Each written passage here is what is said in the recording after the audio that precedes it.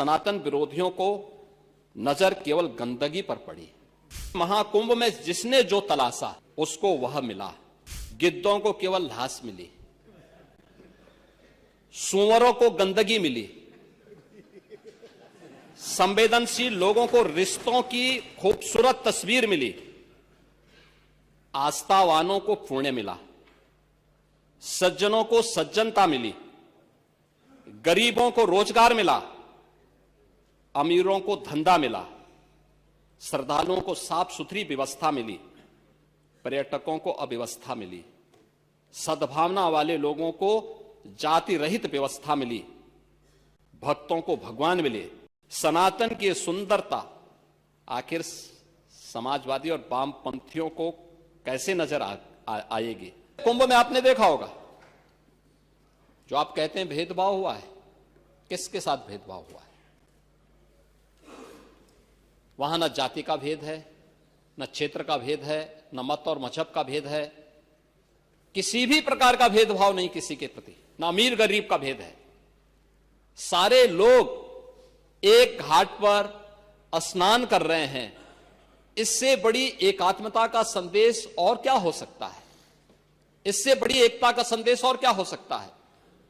और यही सच्चा सनातन धर्म भी है। और इसीलिए जब इस संबंध में मैं यहां पर अपनी बात को कह रहा हूं, महोदय, मुझे सोशल मीडिया हैंडल पर एक बात बहुत अच्छी लगी। एक सज्जन ने इस बात को कहा और उसने जो लोग महाकुंभ का विरोध कर रहे थे उनके बारे में उसने बहुत सटीक टिप्पणी की। उन्होंने कहा कि पिछले 1.5 महीने में आप वामपंथियों, समाजवादियों की बाल खगाल लीजिए, महाकुंभ को लेकर के विश्व भ्रमण के अलावा कुछ नहीं दिखेगा। गंदगी, अव्यवस्था, पर्यटकों की परेशानी के अलावा इनकी बजबजाती वाल पर दूसरी कुछ भी नहीं मिलेगा। लेकिन इन सब से इतर धरातल पर इनकी बजबजाती विचारधारा का कोई असर नहीं है। हज के दौरान अव्यवस्था से होने वाली सैकड़ों मौतों पर चुप्पी साध जाने वाले भारत के वामपंथी सेकुलर स्कॉलर महाकुंभ की भव्यता पर उल्टी करते नजर आए हैं। हर बार इनकी कोशिश महाकुंभ को बदनाम करने और फेल करने की रही, लेकिन ऐसे तमाम लोगों की मंशा को दरकिनार करते हुए करोड़ों लोगों ने आस्था की डुबकी लगा करके इनके जले पर नमक छिड़कने का ही काम किया है। उन्होंने आगे लिखा है कि महाकुंभ के दौरान दुखद हादसा हुआ, इसके बाद भी आस्था और विश्वास तमाम परेशानियों पर भारी पड़ी।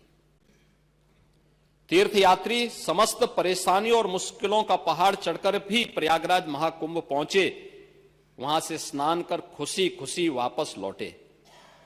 रिश्तों के जटिल समीकरण का परिभाषा गढ़ता महाकुंभ अब समारोह की ओर है। लेकिन यहां से निकला संदेश हर सनातन के मन में अमिट छाप छोड़ गया है, जो वर्षों तक लोगों की बतकही और कहानियों में जीवंत रहेगा।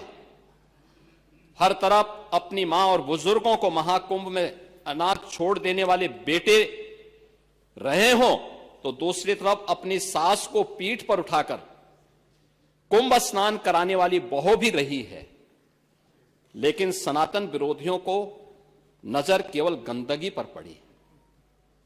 मैं अध्यक्ष महोदय वह चित्र लेके आया हूं। ये देखिए, एक बहू है, अपने सास को पीठ पर लाद करके जा रही है महाकुंभ स्नान करने के लिए।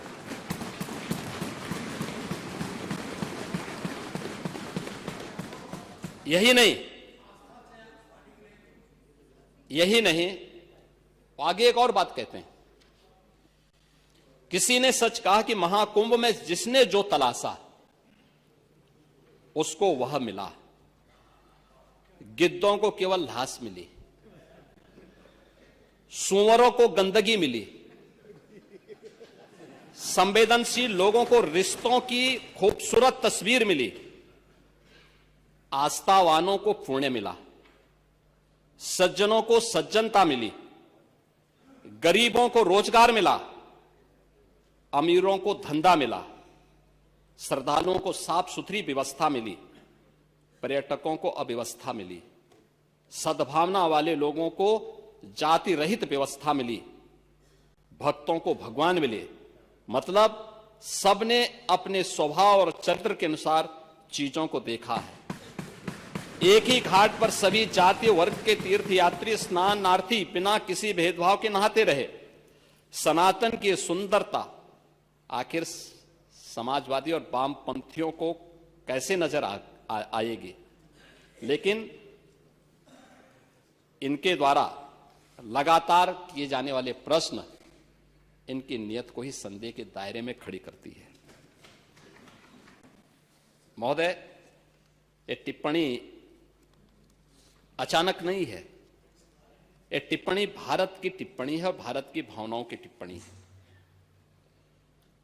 और जो स्वयं कुछ कर नहीं सकते थे, जिन लोगों ने अपने समय में इस पूरे आयोजन को अव्यवस्था और भ्रष्टाचार का शिकार बनाया था, आज वे महाकुंभ पर इस प्रकार की टिप्पणी करके भारत की भावनाओं के साथ ही खिलवाड़ करने का काम कर रहे हैं।